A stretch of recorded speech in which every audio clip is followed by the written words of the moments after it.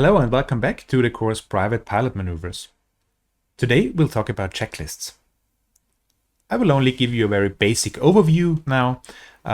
We're going to perform all the actual Cessna 152 checks in the airplane.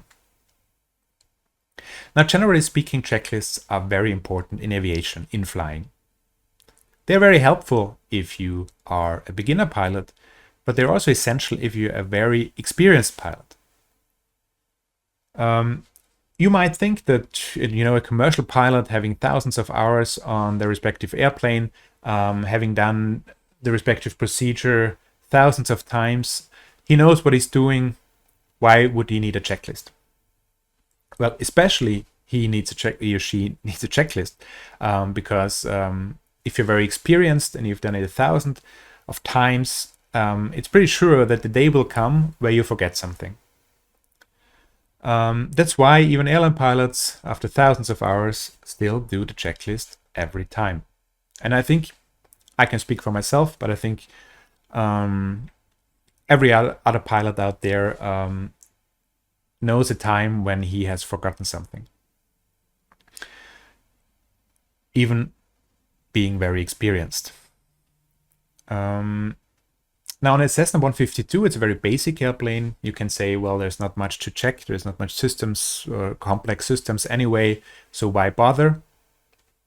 Well, because there are very important items also on a Cessna 152 that you can forget. And during my instructing, I've observed this often, that especially in very confident students, that they were just kind of rushing, for example, into takeoff and then forgetting very essential items because they forgot to do the proper takeoff check. For example, flaps. If you want to do a short field takeoff, you're a very short field, you really are performance limited, and you forget to extend the flaps to the proper setting according to the handbook, then this could turn out very bad. Also in a Cessna 152. Okay, there are basically two types of checklists, or how you could do a checklist. It's read and do and follow up. Now with follow up, you would actually perform the items from memory and then perform the checklist to actually make sure that you did everything correctly. And with the read and do checklist, you take the checklist right away and you read every point and then perform the action right away. Now, which one of both you use is actually pretty much up to you. It's depending on the airplane you're flying, on the phase of flight. I can only tell you my opinion, and that is that normally, especially in a small airplane, you do a read and do checks. On the ground, you have all the time in the world, so you just, well, maybe not, but you have the time for that. So to take out the checklist and perform each item as you read it.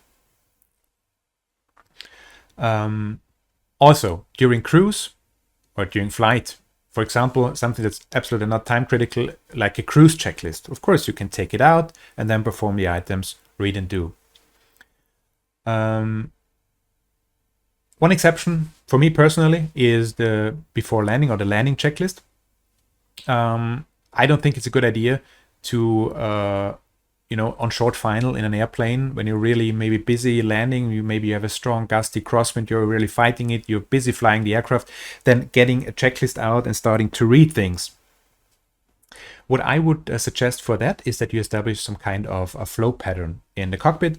So you look at the checklist, when you make your own flow pattern, and then you find all the items you need to check, and then you come up with a flow from left to right, top to bottom, doesn't matter, so that you have one continuous movement. And then before landing, when you think you have the airplane configured for landing, you have done everything, then you do your flow pattern, and by moving along this predefined pattern route through the cockpit, you're pretty unlikely to forget something. And that way you don't have to refer to a written checklist. Additionally, you can use some generic mnemonics. You can come up with your own, or one very generic one that is commonly used, however, and that's pretty helpful, is the GUMF or GUMPS check, or GUMPS. That's pretty much depending on the airplane and what's more important for you, but it can be used pretty generally. Now, what does it stand for? The G stands for gas, meaning fuel. So on the Cessna 152, I mean, you have only off and on in the fuel system. It's very simple. But you may fly more advanced aircraft that maybe have forward, aft, left main, right main, and left auxiliary, right auxiliary, and so on tanks. So they're complex fuel system. And you have to make sure that you're on the correct tank according to the pilot's operating handbook for landing. So that's what gas means. U means undercarriage.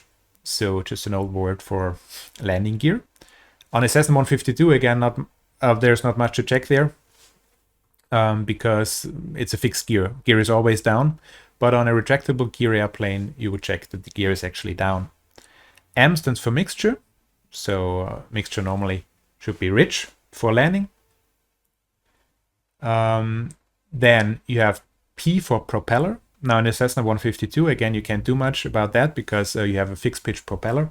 But in a variable pitch propeller airplane, you would make sure that the prop control is full forward, meaning lowest pitch and highest RPM in case you have to go around. And then there is F for flaps. So you make sure you have the flaps in a correct landing setting. And then often the checklist is concluded with S, which stands for safety, which normally means seat belts, for example, or anything else that you consider important for the safety upon landing. So GUMPS, gas, undercarriage, mixture, propeller, flaps, safety.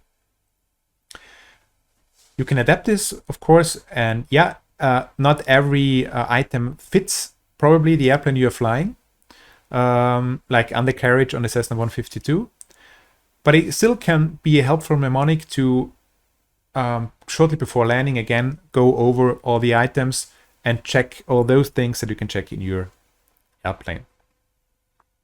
Just be sure that you also check the items not in the GUMF checklist if that's required in your airplane. Generally, you find all those procedures in chapter 4 of the pilot's operating handbook. In the Cessna 152, you also have a part that's called amplified procedures there, where not only you have the one-line checklist items, but also text descriptions of what you actually have to do.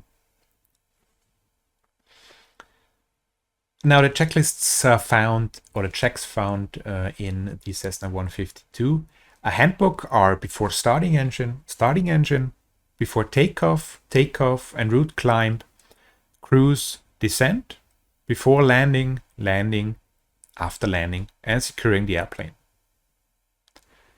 And we will go through each and every one of them in the airplane. So see you then.